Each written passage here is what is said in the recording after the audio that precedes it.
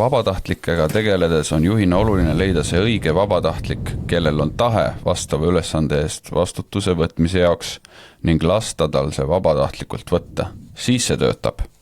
Kui aga vabatahtlikele hakata panema ülesandeid ja vastutust, mille osas neil puudub tahe, siis see tekitab hõõrumist ning ei järgi vabatahtlikkuse printsiipe.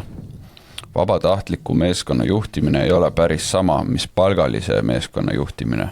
Ja küsimusega seonduv kommentaar on siin veel selline, et kellelgi on sarnane mõte, kuna töötajad toimetavad 4 erinevas vahetuses, siis oleks soov kasvatada ja koolitada igasse vahetuse vanem ehk vahepealne juht, kes osa lihtsama vastutuse enda kanda võtaks. Aga sama teema, et osa ülesanded on nende jaoks justkui piiride ületamine ja liigne töökoormus ning tekib trots.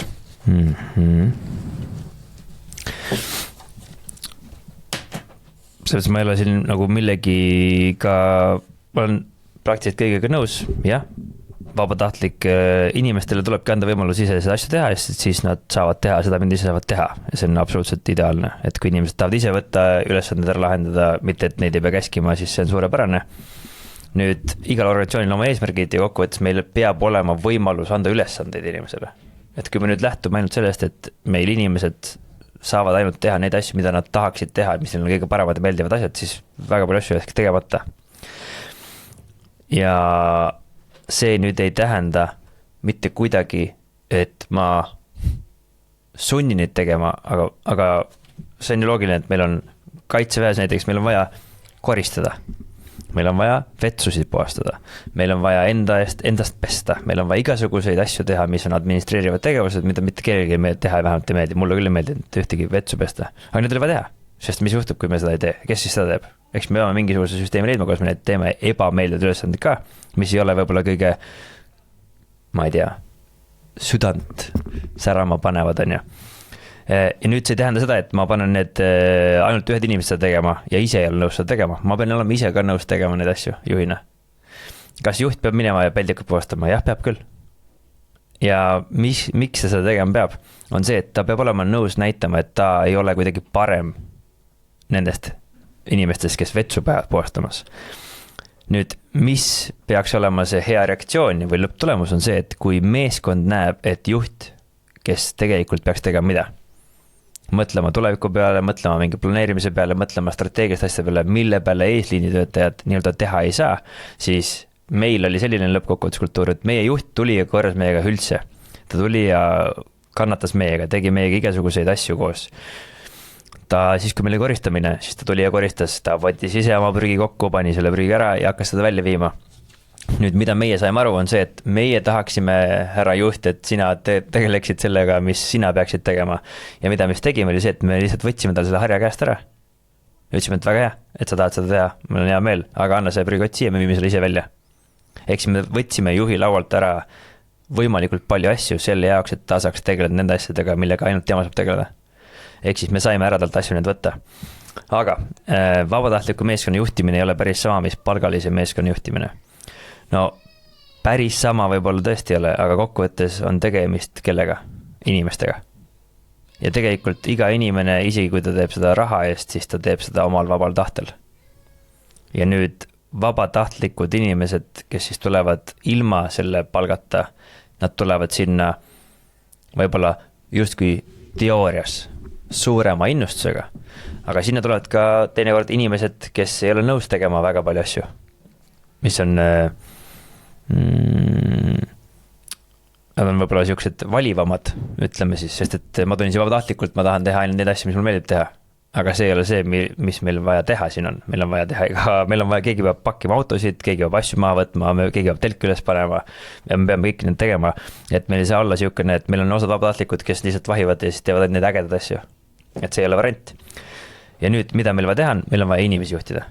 Eks meil on vaja aru saada, mis on selle inimese motivatsioon ja meil on vaja jällegi selgitada, mida meil organisatsiooni ja meeskondlikult vaja on, sest et nii kui meil on hunnik inimesi, siis automaatselt muutub kõige tähtsamaks asjaks meeskonna jaoks meeskond. Ehk siis, kuidas seda võib-olla ette visualiseerida on see, et kui üks inimene on elav organism, kellel on vajadused, nüüd kui meil on kahekesi koos, siis nüüd kõige tähtsamaks asjaks ei muutu mitte mina ega sina eraldi, vaid meie koos muutume uueks organismiks, mida me nimetame meeskonnaks. Ja nüüd on meeskonna vajadused kõige tähtsamad. Ja minu vajadused on viimasel kohal. Ja mis ongi naljakas, on see, et kui me tulime näiteks operatsioonidelt tagasi või harjutustelt tagasi või õppuselt tagasi, siis mis järjekorras me oma asju hooldasime?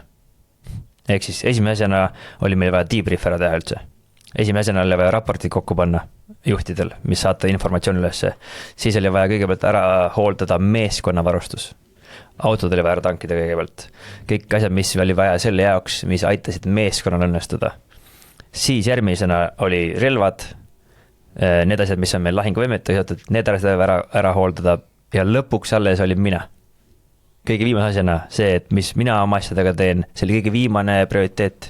Kõige ennem oli alati vaja teha ära kõik asjad, mis on meeskonna jaoks vajalikud. Ja alles siis sai minna pesema või magama või kuhu iganes kohta.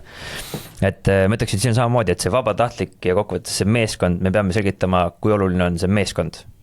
Mitte mina indiviidina, mitte minu vajadused, sest et me oleme nüüd tervikus ja olenemad sees, kas see vabatahtlik või palgaline, siis inimeste juhtimise osas minu arvates ja minu kogemuse põhjal absoluutselt mitte mingit vahet. Ja mina ka ütleks nii, et ma jääks selle vabatahtlikkuse printsiipi nii kinni. Et kui mina oleks vabatahtlik selles näites, mis siin on toodud, siis ma võin olla vabatahtlik nagu kõrgemal levelil, et see, mis iganes organisatsioon on, selle organisatsiooni missiooni ma tahan toetada vabatahtlikult nii-öelda.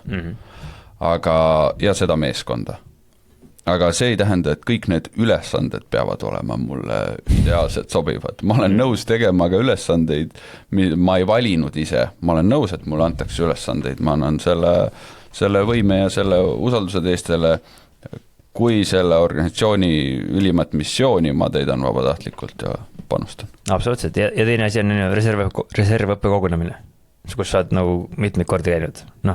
See on ka koht, kus jah, makstakse mingisugust raha sulle ja mida iganes, aga reaalselt on see, et sul on seal vaja valida ikkagi, mismoodi seal käitud.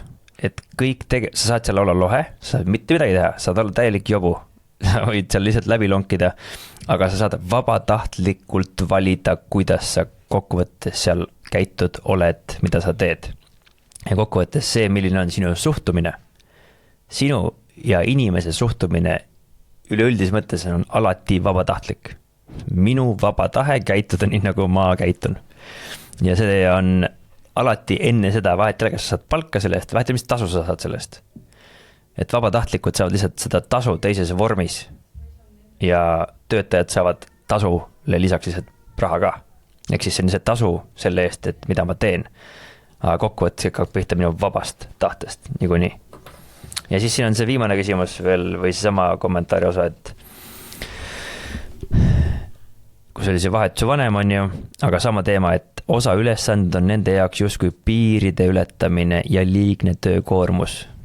Nüüd, siin justkui jääb selline tunne või minule jääb selline tunne, et siin on nagu mõeldud, et nad on nagu et need piirid, mida ma olen, või need ülesanded, mis ma neile annan ja see koormus, mida ma neile panen, on minu arvates selline väike ja et ma nüüd ületan nende piire jutumärkides ja nüüd ma teen nende elu liiga raskeks ja neil tekib trots.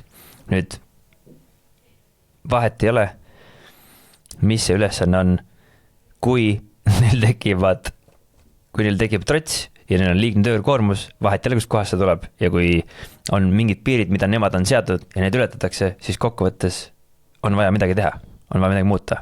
Esiteks on aru saada, mis need piirid on, mis on see liigne töökoormus, kus kohast see tuleb, miks see on tekkinud. Ehk siis jällegi on vaja minna ja uurida välja, mis need piirid on, kuidas need ületatakse, mis tasemel me siis saame tööd teha ja siis on vaja teha uued kokkulepped või selgitada välja, miks meil on ikkagi vaja teha ja siis võib-olla jällegi ei sobi sellise koormusega inimesele see töökoht. Sest kokkuvõttes jällegi meil on asju, mida me oleme teha, aga jällegi see taandub välja jällegi sellele, kuidas me omavahel suhtleme ja kuidas me neid inimesi juhime. Ja kui kellegi piire ületatakse ja tal on liigne töökoormus, siis me ei taha seda teha. et ma võin sulle anda enda arvates nagu mõttetud ülesandeid, aga kui see on sinu jaoks liigne töökoormus, siis see on sinu jaoks liigne töökoormus. Ja nii lihtne lihtsalt ongi. Ehk siis me peame arvesse võtma inimesi ja nende võimekust ja hästi tähtis on aru saada sellest, et unistused ei vasta võimekusele tihtipeale, ei pruugi vastata võimekusele, ehk siis meil erioperatsioonidesse tahab väga palju inimesi saada.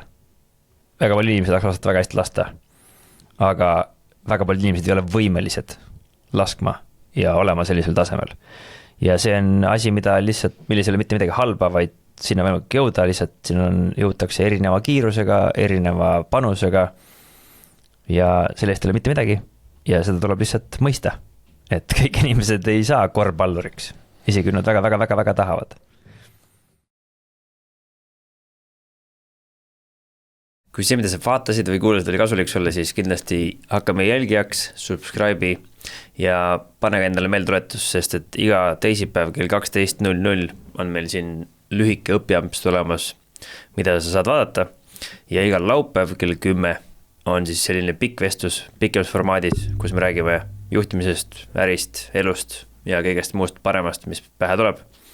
Nüüd kõige olulisem sõnum minul sinule tegelikult on see, et ma sooviks, et sa mõtleksid ise, et tavaliselt öeldakse, et vaata järgmist videot ja klikid siia või kuhu iganes kohta, siis mina ütlen, et enne kui sa kuhu üldse klikkima hakkad, siis mõtle, kas sul on päriselt seda asja vaja. Sest tõenäosus on see, et see, miks sa sinna järgmisele videole klikid, on juba vabandus. Ja mille koht see vabandus on? Ehk siis sa tahad õppida juurde, aga tegelikult sa juba tead, sa oled ära õppinud kõik asjad ja sul oleks vaja tegutsema hakata, mitte siin üldse rohkem videosid vaadata. Ja kuna see algoritm on niivõrd võimas, ma ise olen lasknud selle ennast juhtida ja tõenäoliselt lasen ka tulevikus, sest see on lihtsalt niivõrd efektiivselt üles ehitatud.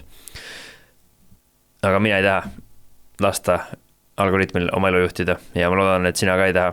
Ja emotsioonid on lühiajaline mõtle, et emotsiooni peale klikkida seda järgmist videot ei ole väga kasulik pikaajaline otsus. Ehk järg laske oma taktikalisel mõtlemisel üle võtta, sellel emotsionaalsel mõtlemisel, vaid laske oma tugevusel tõusta välja, ehk siis mõttevõimel ja tehke strateegilisi otsuseid. Et iga inimene on kindral ja sõdur samal ajal, et peab mõtlema ja tegutsema nagu sõdur siin taktikalisel levelil, aga strateegilise eesmärkide nimel. Ehk siis mis on need asjad, mida te päriselt tahate elus saavutada? Te tõenäoliselt ei saavuta neid siin internetis. Eks järgi muutuge robotiteks, see oleks kõige hullem asi, ärge laske seda vabadust endalt ära võtta, seda on lihtne ära võtta, sest et me võitleme väga efektiivsete vastaste vastu nii-öelda, või vähemalt mina võitlen oma peas. Ja kui te aga ikkagi otsustate, et teil on vaja hädasti ikkagi õppida ja te tahate siin internetis aega veeta, siis mõningad viisid on selle jaoks veel olemas, ehk siis meil on olemas ka süsteemne võimalus õppida juhtimist või üldse seda, mida me räägime, kuidas vastutust võtta, kuidas tagasisidet anda, kuidas suhelda, kuidas suhteid ehitada. Kõik seda muud on võimalik õppida süsteemselt siis meie akadeemiast. Ja kui teil on küsimusi, siis kindlasti kirjutage.